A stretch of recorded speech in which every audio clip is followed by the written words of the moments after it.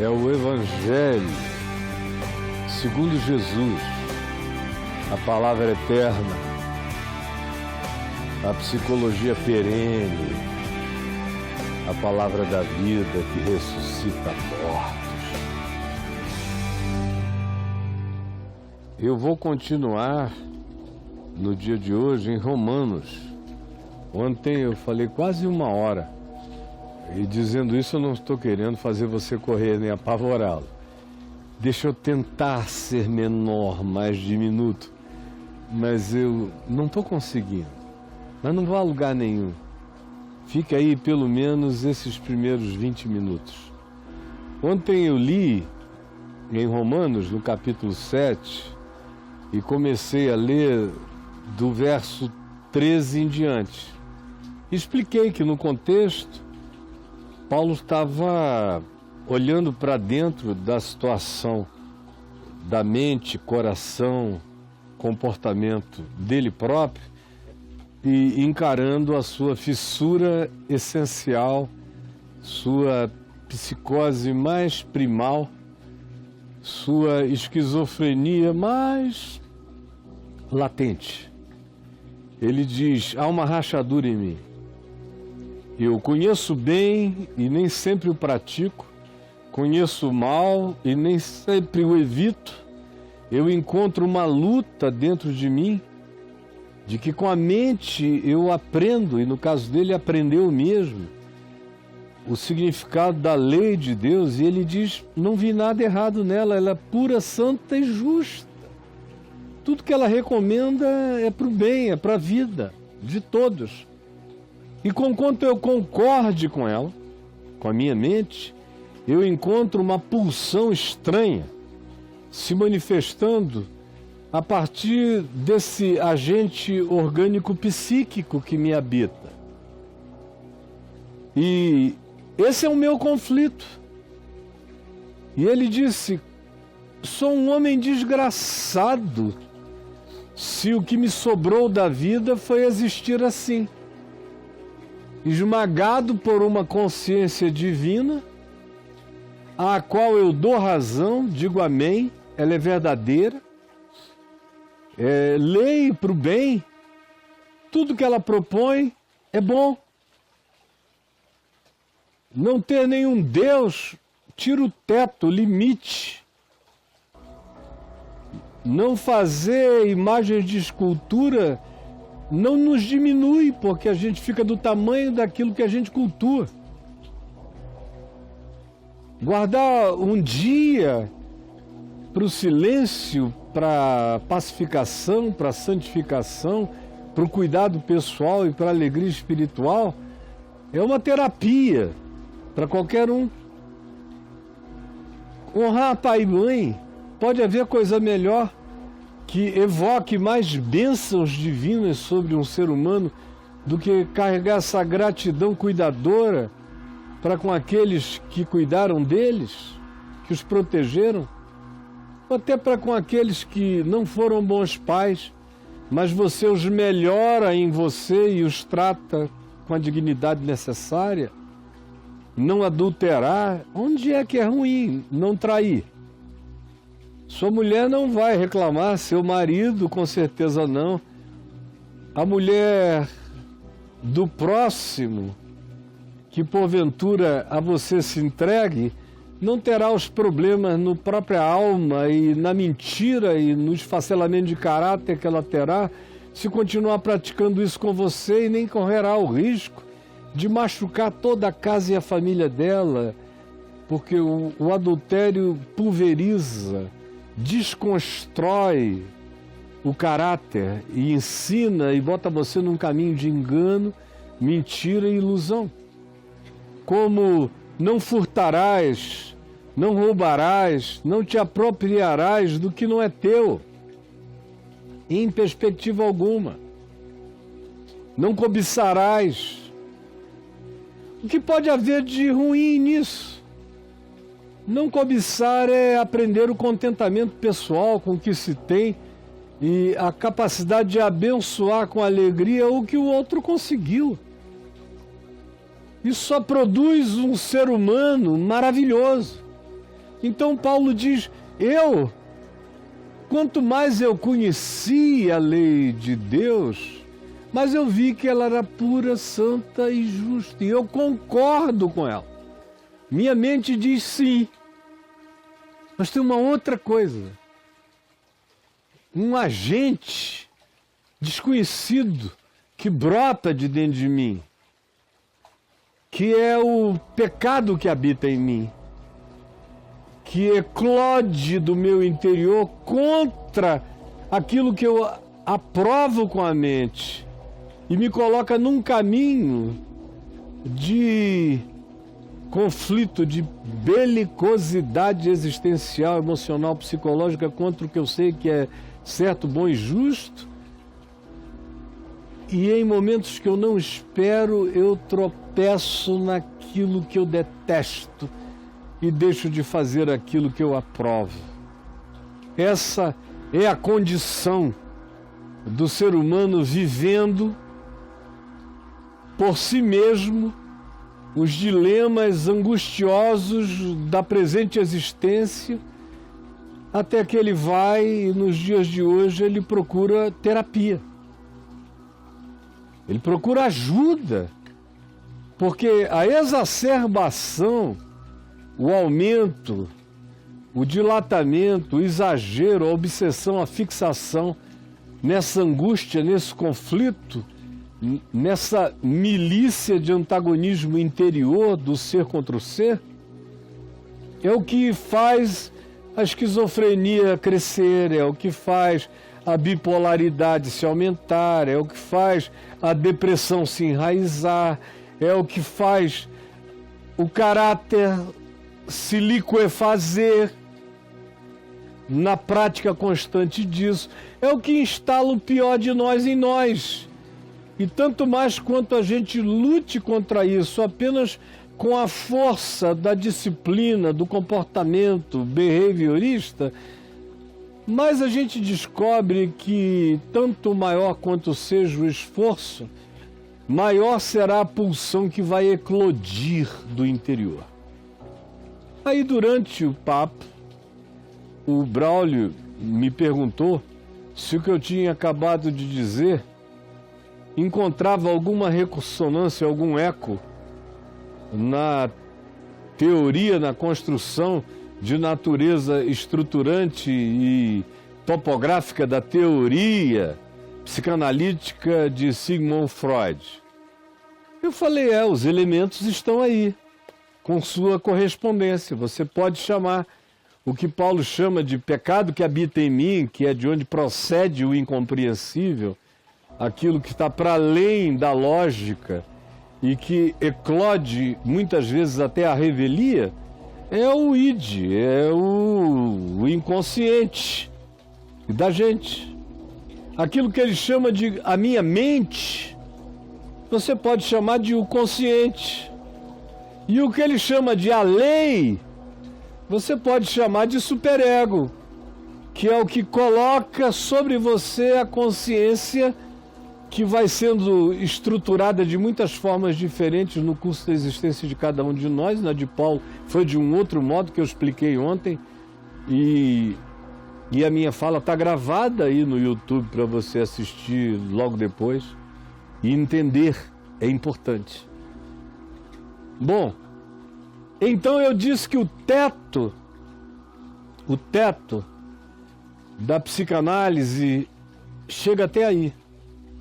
Porque daí para frente a gente vai conversar de maneira recorrente sobre teu pai, tua mãe, figuras parentais, angústias herdadas, introjeções, proibições exacerbadas, culpas exageradas, paranoias implantadas.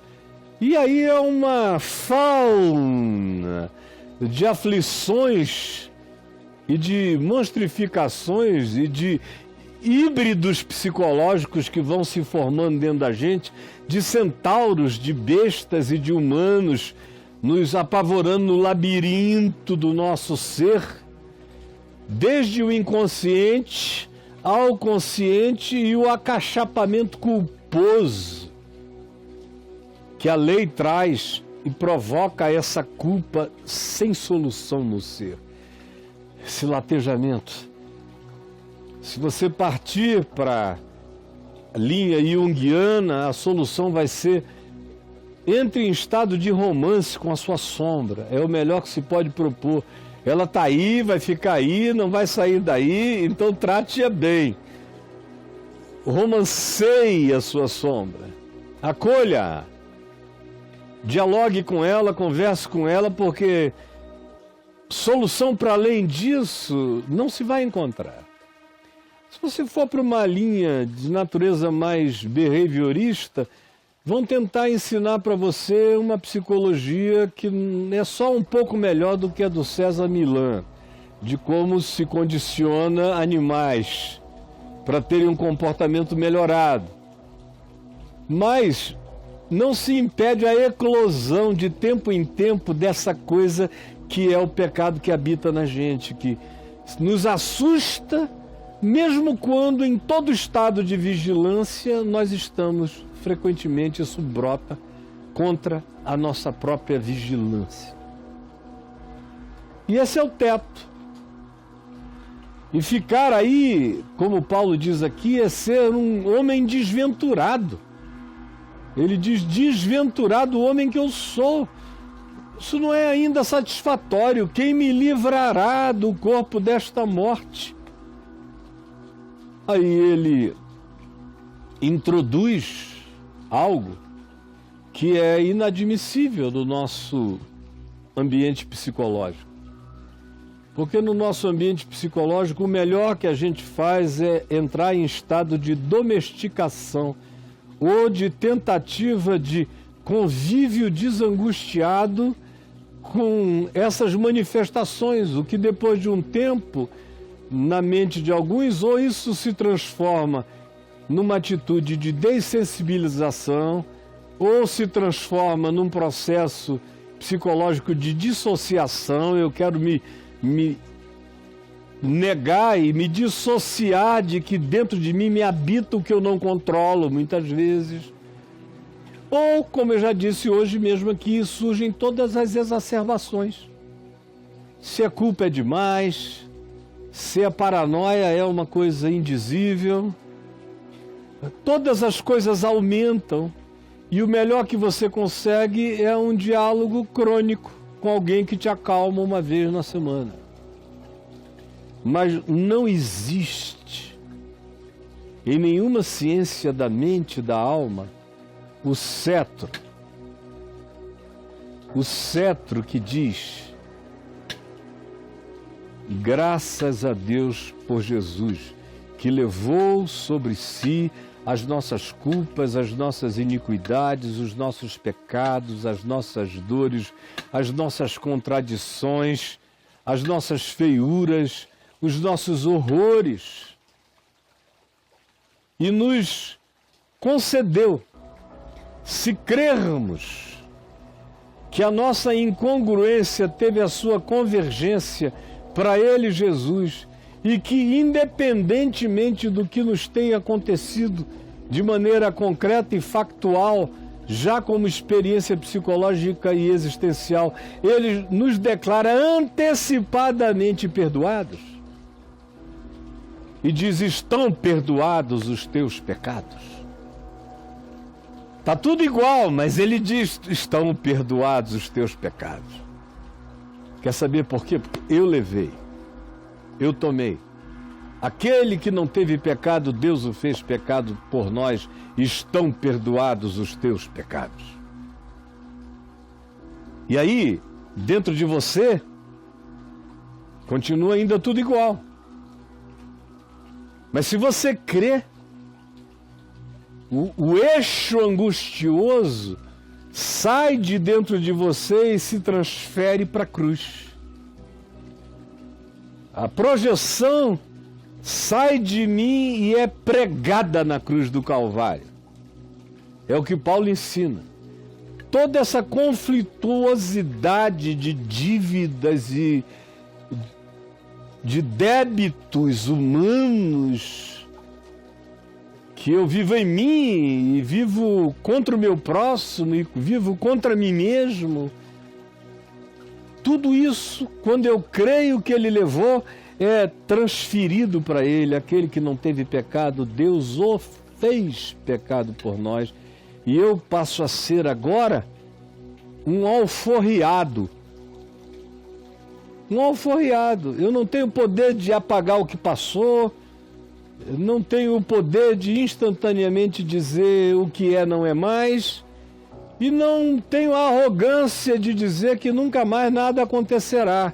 No entanto, eu estou justificado, perdoado, limpo, lavado, pronto para Deus e para a vida. Não porque eu produzi isso a partir de mim mesmo, mas porque eu criei que isto me foi imputado para a justiça. E aí inicia-se um processo que, como eu disse, nenhuma ciência da alma consegue produzir. Que é essa pacificação no ser.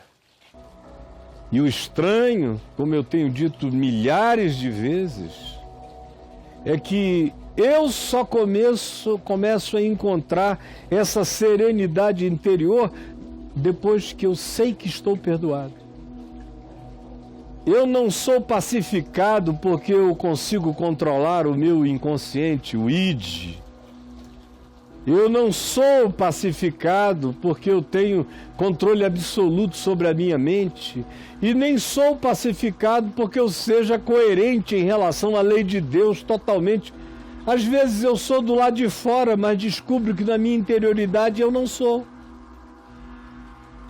Mas eu não sou pacificado porque eu tenha atingido isso, mas porque eu creio que Jesus fez em meu favor, sendo ele o homem do homem, o filho do homem, o único homem alinhado na integridade absoluta da saúde humana consigo mesmo e com Deus. Ele levou sobre si a minha impotência, a minha impossibilidade. E quando eu creio, tudo que ele é e tudo que ele fez se torna meu. Aí, quem é que vai dizer em qualquer ambiente terapêutico: filho, estão perdoados os teus pecados? Filha, estão absolvidas as tuas culpas? Paulo diz: quando isto acontece, então já não há mais nenhuma condenação. Se tira o diálogo condenatório da mente. Cristo aboliu. Uma outra lei se instala em você. É essa que diz: Cristo fez por mim, eu creio. E o fato de eu crer gera em mim um pendor na direção da vida e não da morte. Eu me inclino noutra direção, naturalmente tirando-se a culpa, a angústia, o medo, a morte, a falência do ser, sendo isso arrancado pela fé quando eu creio que quem eu não sou se tornou como Cristo, apesar de eu ser apenas uma semente iniciando um processo. Quando eu creio, eu experimento paz.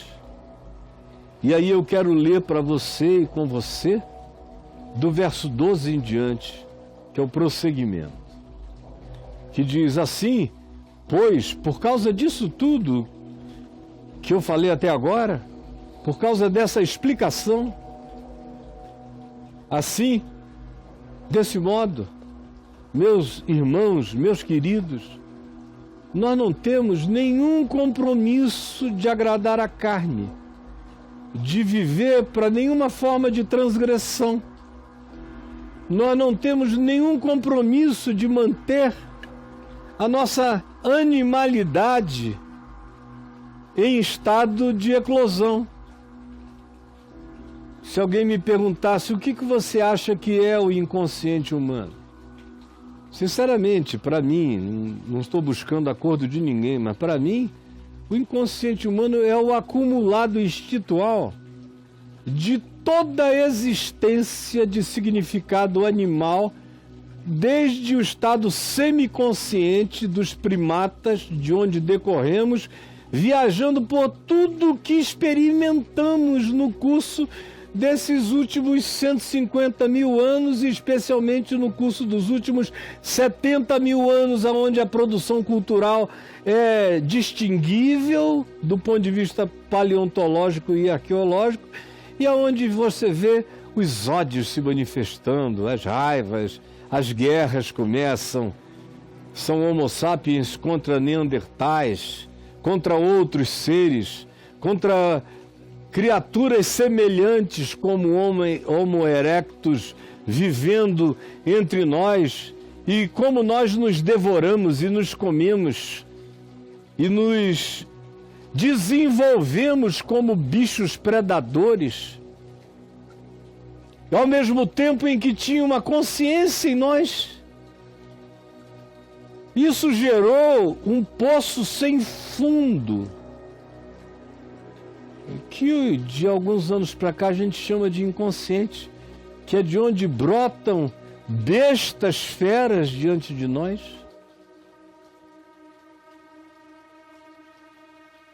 A minha mente é a minha consciência, e a lei que eu conheci me oprime como um ego superior que me acachapa, para o qual eu não tenho solução. Eu no máximo tenho diálogos aliviantes, até que eu creia que esse ente, que é uma síntese de animal predador com a manifestação do sopro sublime da imagem e semelhança de Deus, que foi diluída em nós pela decisão pulsional de metermos a mão e comermos agora de maneira consciente e lúcida do pecado, que trouxe de volta toda a explosão do bicho incontrolável, do inconsciente de Adão, e dele para mim e para todos nós. E fica assim, a gente tapeia isso com religião, com drogas, com embriaguez. A gente tenta se anestesiar dessa pulsão, dessa agonia, desse contraditório permanente, dessa doença crescente, dessa baixa autoestima e de tudo que daí provém e daí nasce. E não encontra solução até o dia em que você crê que você está perdoado, justificado, que já não há nenhuma condenação para quem creu em Cristo e creu que Ele levou tudo isso. Por isso é que Paulo diz: nós não somos devedores do elemento orgânico, como se a gente tivesse que viver, ele diz, na carne, como expressão animal. A maioria da humanidade existe como expressão animal. Tem muito pouca gente que dialoga consigo mesmo, buscando uma consciência, e a maioria está espiritualmente morta. Não se deixou ativar nem acender por essa palavra da fé que leva você a crer e que leva você a saber e assumir que, mesmo estando em processo de não solução plena, você já está solucionado, perdoado, pacificado, resolvido e pronto e acabado em Cristo Jesus. É só depois dessa consciência em fé que se inicia estranhamente o processo de pacificação interior. Eu preciso estar perdoado para ir parando de pecar com a avidez com a qual eu peco.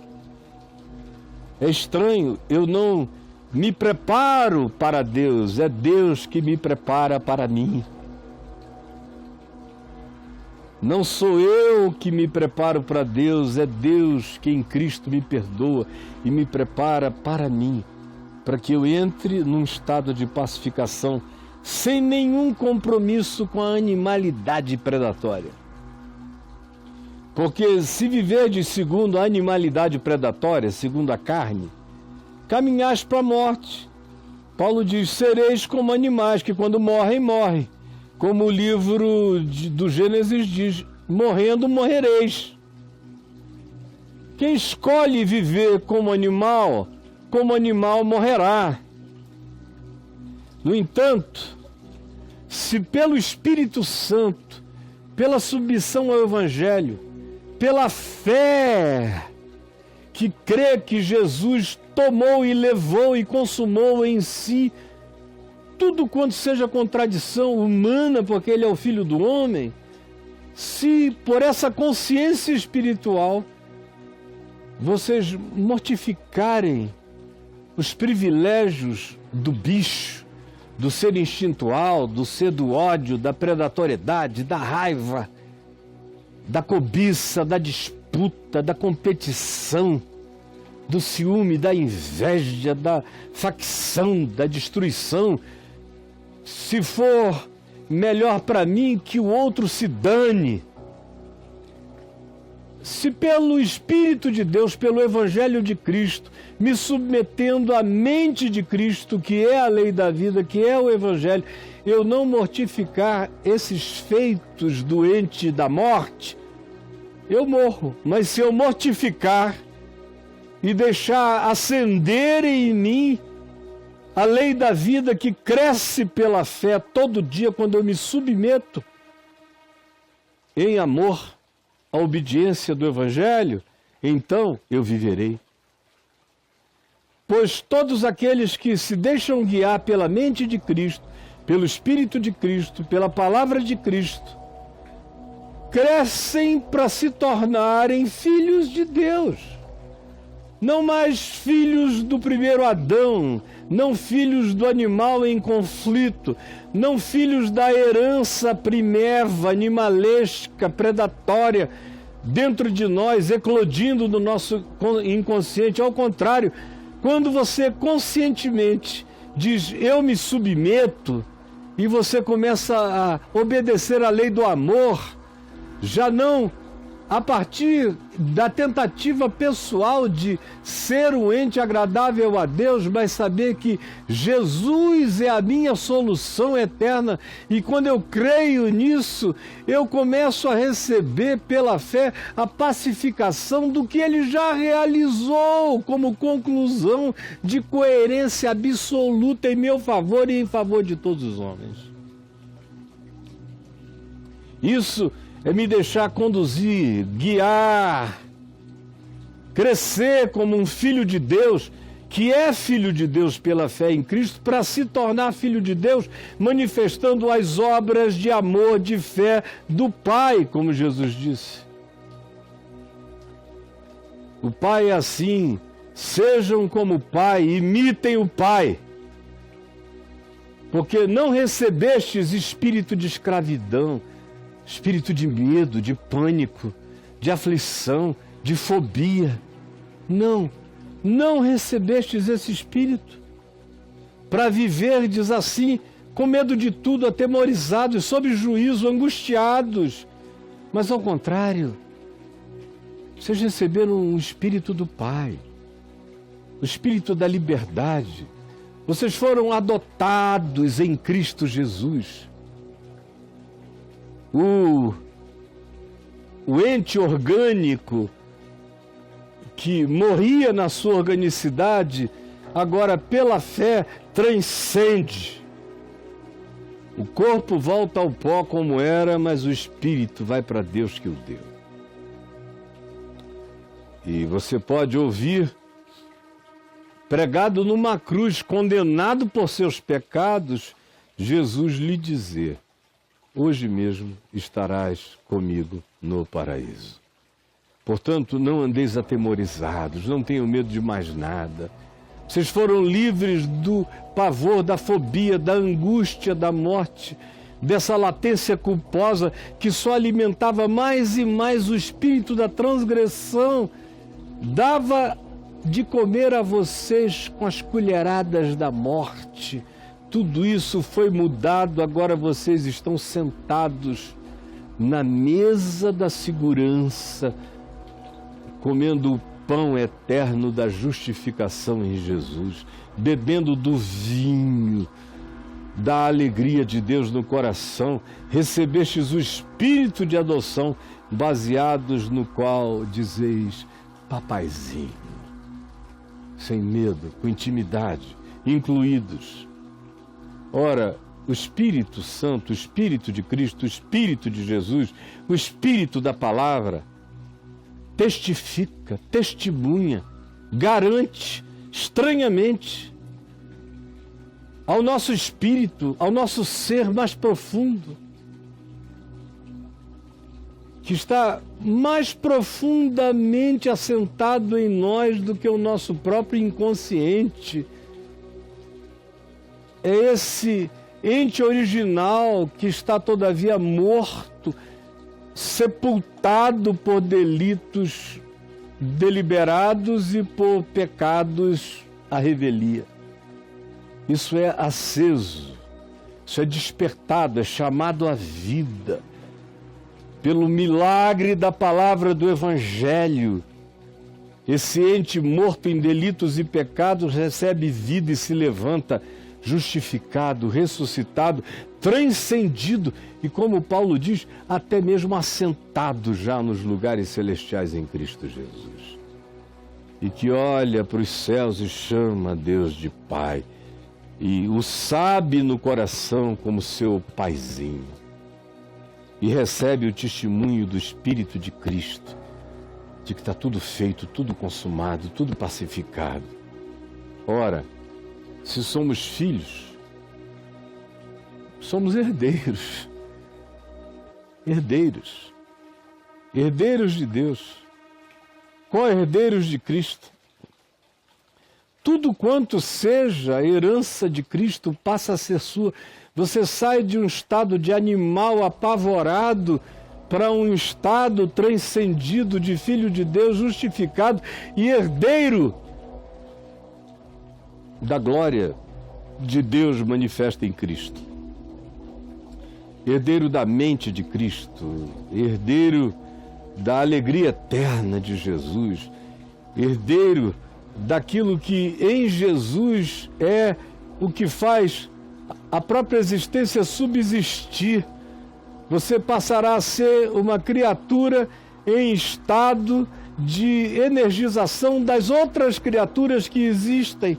Você é herdeiro de Cristo, nele tudo subsiste e você estará nele no processo de alimentação de tudo que seja criação de Deus. Assim como tudo é em Cristo, você passa a ser herdeiro de tudo que em Cristo é. Herdeiros de Deus e co-herdeiros com Cristo.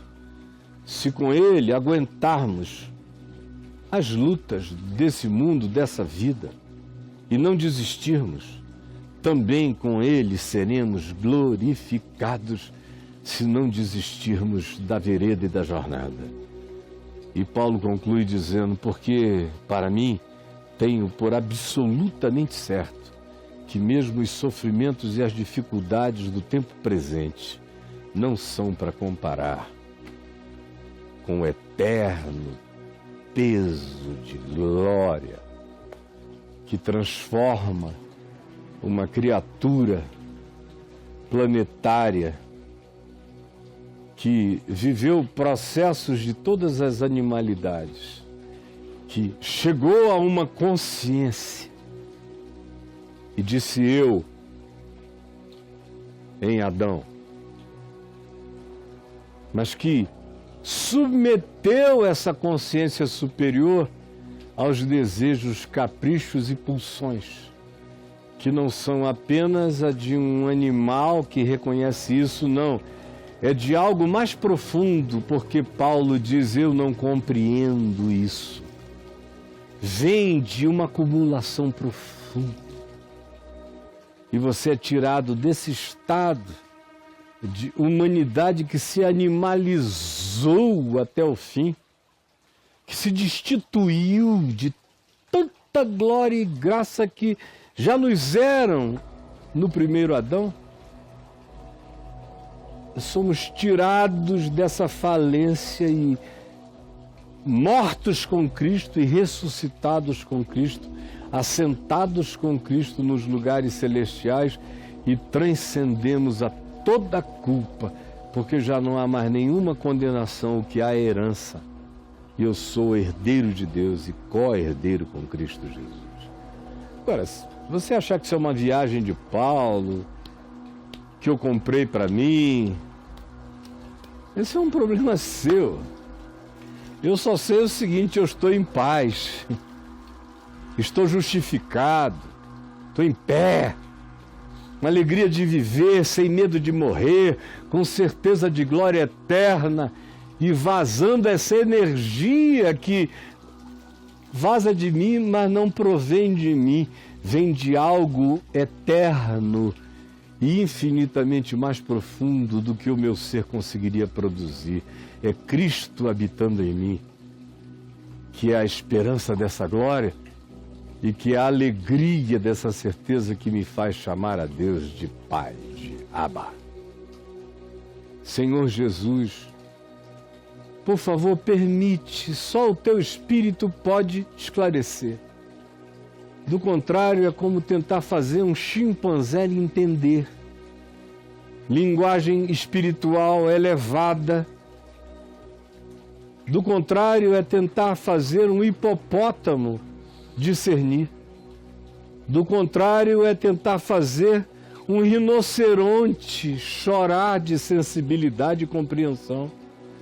Se o teu espírito não abrir a mente, não instalar essa consciência no coração, nada estará acontecendo aqui e nem sendo compreendido. E se compreenderem porventura as minhas palavras, não as aceitarão, porque como está escrito, as coisas espirituais se discernem espiritualmente. E o homem natural, esse homem de inconsciente, animal angustiado, de mente aflita e perturbada, e de culpa acachapante, que é o homem natural, ele não consegue discernir essa revelação espiritual. Por isso eu te peço que o telhado da limitação, o teto da não compreensão seja removido e o Espírito Santo diga: haja luz, para que haja luz, e de trevas resplandeça a luz, e milhares sejam ativados na consciência do Espírito Santo para experimentarem a vida dos herdeiros, não a dos escravizados, não daqueles que caminham em fobia, mas daqueles que já são herdeiros de Deus em Cristo Jesus. É o que eu te peço que aconteça agora, por milagre, só por milagre, em nome de Jesus. Amém e amém.